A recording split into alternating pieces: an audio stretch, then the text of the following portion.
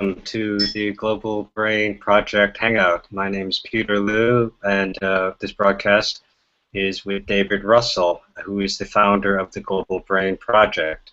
And I assume you know of the Global Brain Project, but we are going to, the purpose of this broadcast and Hangout is to go into what the Global Brain Project is and the various implications and sort of backdrop of what it is all about and what we're intending with it.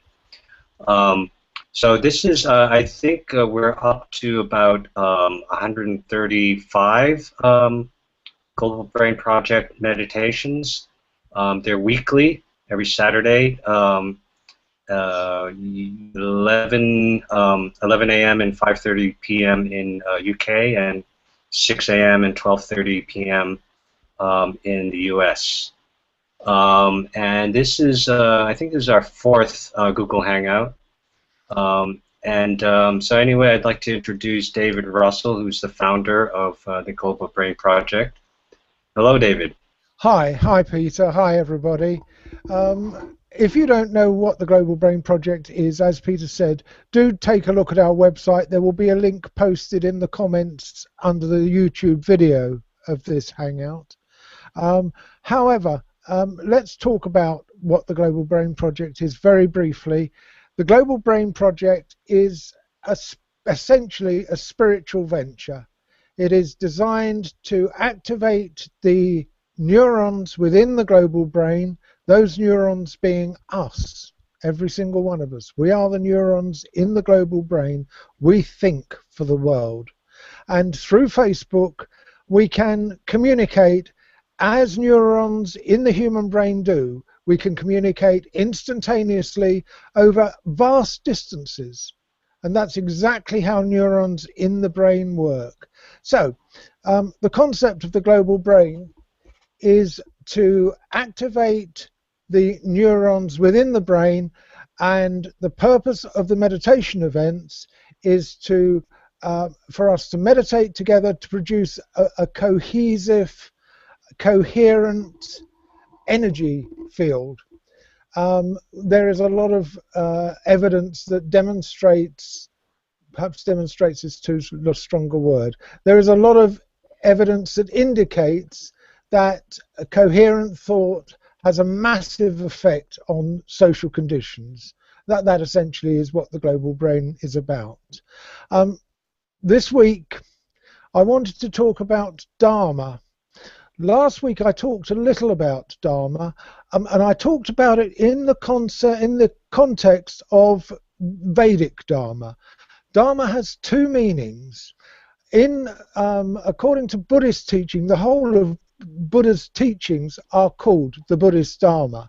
That is different to Dharma as I was talking about it.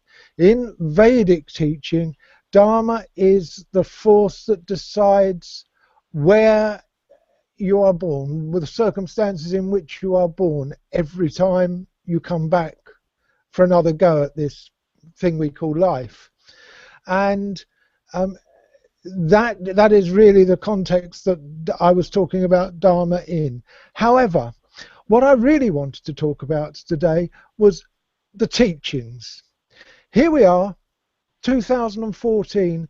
We are relying on and using teachings that were created up to 8,000 years ago. I mean, these teachings were written for a different society, a different time, different social mores, different levels of consciousness. However, we don't have anything else to refer to. Therefore, we refer to the ancient teachings. We refer to the Vedas. We refer to the Buddhist Dharma. We refer to all the teachings are really old. I mean, the newest of the teachings, essentially, Islam is a new teaching. Christianity is a new teaching. Most of the religious texts, and particularly the Vedas, go back a tremendous length of time. I mean, the Vedas were written, as I said, 8 to 10,000 years ago for a completely different society. The problem we have is that we have no current spiritual paradigms. What we need to do is we need to create our own spiritual paradigms, so we are not referring to these ancient teachings that, quite frankly, are not relevant to us. I mean, these teachings were written for people who were prepared to meditate all day, live in caves, live lives of austerity. They are just not relevant to people in the West. On my website, I offer a meditation technique, and this meditation technique does create a new paradigm. It is specially designed for people who are functioning in the world, who have lives, who are not totally spiritually orientated. This is a meditation for people who have a life and want to live it better, quite frankly. And the great thing about this technique is you only do it for 20 minutes twice a day. When you meditate for long periods of time, it's a bit complicated.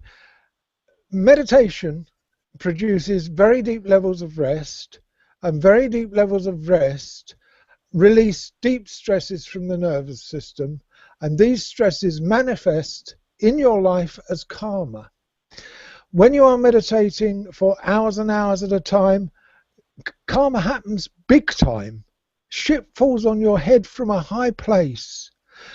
That is why it is not really practical for people to meditate in the traditional way, doing the long meditations. We can't handle the karma. The great thing about meditating for only 20 minutes twice a day is you activate the stresses, you get rid of the stresses, but the karma does not hit you. It comes out very, very slowly. And it's really important that we create these new paradigms. I mean, we are very early on in this reawakening of spirituality.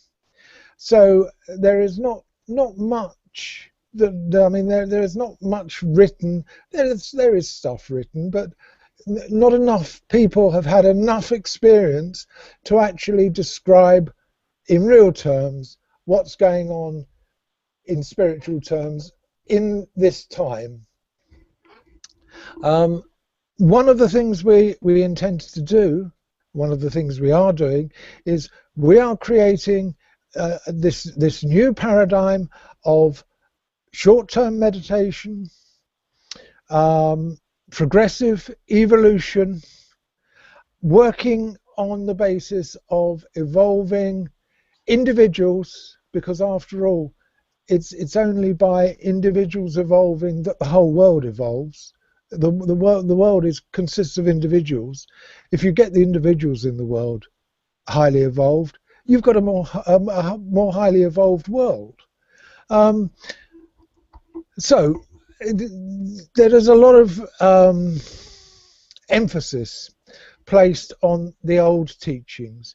I mean, quite frankly, I quote things and talk about Dharma, I talk about karma. These are concepts that go back into the mists of time. I talk about karma because I experience it. I experience it like you do. I've got luck. Sometimes I have good days and sometimes I have not so good days. That's what karma is.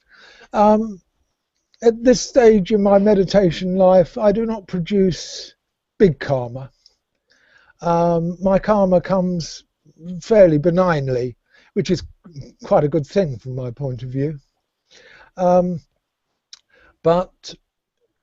it's the karma coming out that produces the evolution, and it is the evolution that produces, or it's the karma coming out that produces consciousness, and it is the consciousness that constitutes evolution. Unless you are increasing your level of consciousness and are capable of integrating that consciousness into your persona and applying it on a day-to-day basis, unless you are doing that, you are not evolving. well, yeah, you might be evolving somewhat, but for fast track evolution, meditate, get rid of the stresses, evolve fast. And what else can I say, Peter? Is there anything I should have said there that I? No, no, that's very good. I'm wondering too, like as you're indicating that we are in the kind of transitional process of creating a new spirituality that is relevant for our times, and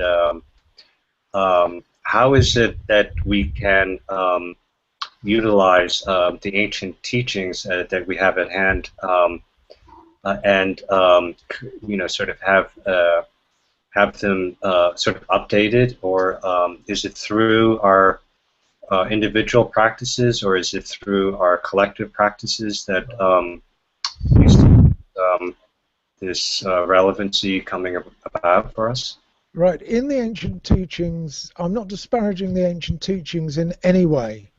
The ancient teachings, the ancient spiritual books, the Vedas, and the Buddhist Dharma, they are full of wisdom, deep, deep wisdom, and we can fall back on that wisdom. However, we should not take ancient teachings that, for example, talk about chakras, for example. Maybe we have chakras, maybe we don't. One thing we can do here is take the teachings, take the wisdom that we can get from the teachings, but express what is happening to us in terms of our own experience. It is our own experience that matters here.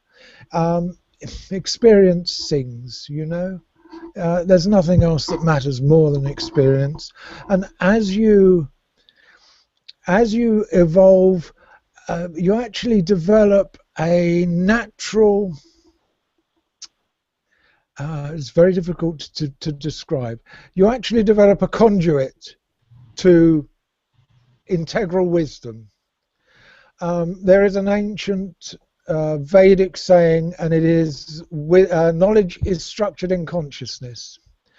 And it is my experience that that truly is the case. Knowledge is structured in consciousness.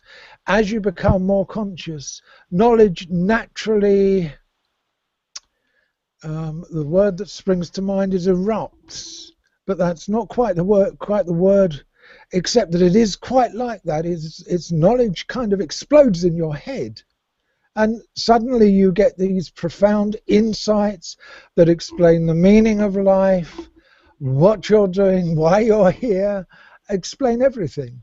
I'm sure that I haven't actually covered in my own in terms of my own personal knowledge everything there is to know, but I've got the main bits. I understand what life is about. I understand why I'm here. I understand what I'm supposed to be doing, and to the best of my ability, I'm doing it. And the Global Brain Project is a reflection of that. The Global Brain Project is about providing the structure to create new paradigms. We have very little that we can rely on. In the spiritual text, there's very little that we can validate. However, we are in a fortunate situation because science is validating the spiritual texts for us. Quantum physics is validating spirituality, and I talk a lot about that on my website. I talk a lot about a lot of things on my website, but there is a long article about quantum physics and how quantum physics relates to spirituality. Everyone should read this. Science is really giving us exactly what we need. Science is, whilst it's not creating the new paradigms, it's creating a more modern structure within which those paradigms can be created, as it were. Science is this time's way of re-enlivening the spiritual precepts, and the way this spiritual awakening is happening is so organic and natural that it must be part of the process. So science is here to validate what is happening to us right now. Was that clear? It seems very confused to me. No, that makes a lot of sense to me, and I would urge readers, or listeners, audience, to go to your website, because this is a pretty big topic. But in regard to what you're saying about our evolution, how do you see the Global Brain Project, in other words, the collectivity of meditators that has maybe a different, I guess you could say it's a fractal evolution, but it's on a larger scale. What do you see that as? Is that a different kind of evolution that's going on? Our collective coming together through the Global Brain Project? No. The Global Brain Project is just one of many projects. There are loads of projects out there, all essentially aiming to do more or less the same thing: wake us up spiritually. The Global Brain Project, it's just my take on this. But there are lots and lots of projects out there, lots of meditation events. They're all part of the same process. They are all part of this spiritual awakening that we are all experiencing. And they all have their part to play. I mean, the Global Brain Project is no more important or crucial than any of the others. It has a certain logic to it, but sorry, that's my logic, and it doesn't necessarily mean that everybody is going to relate to what I say on the Global Brain Project. But all these things have their parts to play in what we're doing and in the way this spiritual awakening happens. We are right at the beginning of this. I mean, it's been going on for a few years, but even so, time is relative. And we're talking about some considerable time before this reaches any form of fruition. But it is getting there. It is, there are more and more projects designed to produce coherent thought. There are more and more spiritual organizations designed to channel the spiritual needs of people in the right direction, and that's the important thing. I mean, the important thing here is evolve. You've got to evolve, man. If you're not evolving, you're wasting your time here on Earth. Being here is such an immense privilege.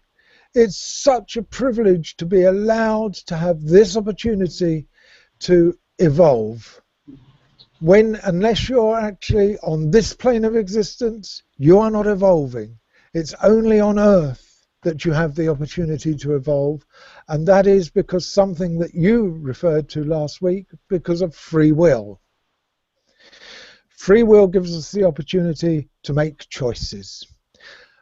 Okay, we don't often make the right choices, but we do make choices all the time. And as we evolve into higher beings spiritually, we are going to make better and better choices. I mean, if you look at Facebook at the moment, look at all the anti-war posts there are on Facebook. I mean, it's a real mood that's captured everybody. We all want an end to war. We all want an end to poverty. There are so many things that we want, and through spirituality we can achieve all those things. It's only by the globe evolving, that is, the individuals who make up the world evolving, that the world as a whole will evolve. Get enough of them and it will evolve. It really will. I mean, it is inevitable. It must evolve. Mm. But we're right at the early stages yet. Um, still got a long way to go. And in the future, there will be people who will come up with the new paradigms um, that define spirituality. Um, it's a question of experience. Uh, to actually come up with new spiritual paradigms, you need to meditate for a long, long time. I have meditated for 47 years, and I'm still a kind of completely adrift in a sea of confusion. Um, except the confusion has a certain focus to it. I mean, it's focused around my spirituality, my meditation, the way I'm evolving, what I'm feeling, what I'm seeing. Everything about my life is focused towards one end, and it is the spiritual end. How's that? Yes, very good. Um, yeah, it's very amusing the way you put it. What about Dharma? Do you want to go into your concept of Dharma as what you Right. write about on the website? Okay, my concept of Dharma is purely speculative, purely based on the way the Vedas describe Dharma. The Vedas describe Dharma as your path in life. However, I cannot see a way that Dharma dictates your path in life. What I think this is a massive misinterpretation. I think that between incarnations, Dharma plays its part. It is while we're not on Earth that Dharma kind of shuffles through the books to see how we've lived, what we've done, what we need to learn, and then it decides where we're going to be born, in what situation we're going to be born, what level of luxury we'll be born in, what essentially we need to learn in this life, and it will place us in a situation where we learn the lessons that we're supposed to learn in this life. It is said that in order to become enlightened, you have to experience everything. I'm not sure about that. I mean, who can say what I've experienced in the past? I mean, I certainly can't. All I can tell you is what I've experienced in this lifetime. But it is possible that Dharma, that it is necessary to experience everything. What I actually think is the prerequisite for enlightenment is the absence of all stress. When your nervous system is completely clear of stress, your thoughts, when thoughts start, they start deep, deep, deep, deep within the mind, like a tiny bubble, a tiny impulse, and they rise through the deep levels of the mind, like a bubble rising through the deep levels of a pond, and eventually they reach the surface of the pond and they burst, and we perceive them, act upon them, or discard them, or whatever. On the way through those deep levels of the mind, thoughts are filtered by the stresses within your nervous system. So what starts out as a completely pure thought, full of possibly love, passes through your mind, passes through your nervous system, is filtered, changed, transmuted, warped even into something that is completely different when you perceive it on the top level of the mind. When your nervous system is devoid of all stress, thoughts start out pure and they arrive at the top level of the mind pure. And that, I think, is what we are aiming for here. We are aiming for purity all the way through the whole process of the thinking process, the physical process, I think the whole thing is to do with purity, lack of stress. Any more questions? So, so if I understand this, then Dharma is what you are uh, given as you enter this life, and is there there's a certain kind of cosmic intelligence to why that is? Dharma is the product of all your previous actions. It is the as it were the sum total of your karma. Your karma comes in different forms, and you know, different actions produce different bits of karma, as it were. Dharma looks at your karma in as a whole, and it decides on that basis what sort of existence you should have in the coming incarnation. So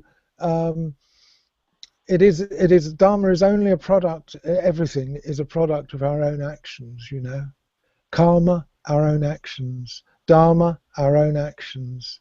The life we lead, the life we live now, our own actions. It's all our own actions, and that is where the self-will comes in, with self-will playing its part in the way it should, which is in a pure way. You live the right kind of life.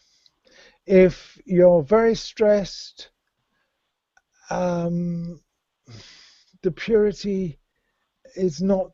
It's not possible to have that pure impulse to do things. Every impulse is filtered by the stresses, transmuted by the stresses, changed by the stresses, rendered into something completely different to how it was originally conceived by the stresses in the nervous system. Mm-hmm. Okay? Yeah. Does that answer your question? Yeah. Mm-hmm. Yeah, it does. So there's so the relationship between there's a like maybe scale of difference between free will and stress. In other words, the more stressed you are, the less you're able to exercise your free will. Is that correct? Well, no, I think that the more stressed you are, the less positively you implement your free will. I think that stress produces a very negative aspects within the individual, and those negative aspects must inevitably influence the way free will is developed, is implemented. When you are, I mean, let's be clear, we all know that when we're stressed, we don't make good decisions. I mean, you know, I mean, everybody has had this experience. When we're stressed, when we're tired, the decisions, they're not generally the greatest decisions we've made in our lives. It's when we're relaxed and we can, approach these moments of decision in a more equitable fashion, that we make the right decisions. One of the inevitable aspects of stress is stress makes you think too much, and thinking too much, always a big mistake. The way to live your life is to feel it in your heart, follow your intuition, but use your head as well. You know, heart and head, they go together. They don't work autonomously. They go together. You feel it in your heart, but you work it out in your head. You work out whether it's a good thing to do in your head. The heart just tells you what you should be doing. Yes? Mm-hmm. Is that Yep. okay? Yeah, yeah, that makes a lot of sense to me. Well, I think that's all the time we have for today. And Yes, I would agree. yeah, so thank you very much, David. And for those who are interested in joining us tomorrow morning, um, 11 a.m. in UK and 6 a.m. here in the East Coast of the United States will be doing the Global Brain Project weekly Right. meditations. So, One one thing I should mention here is if you do join us, you will experience the coherent energy wave that we are creating. You will experience it. It is very clear. Nearly, I mean, I don't know many people. People don't tell. They tend to tell me when they do experience it rather than when they don't experience it. But it seems many people have fantastic meditations when we're doing it together. It's just doing it together.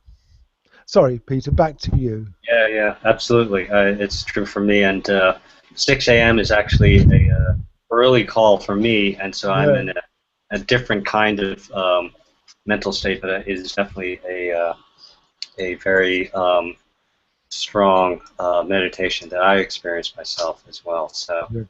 Good. yeah, I agree with you there. Let's Okay, just so I think that's it for today.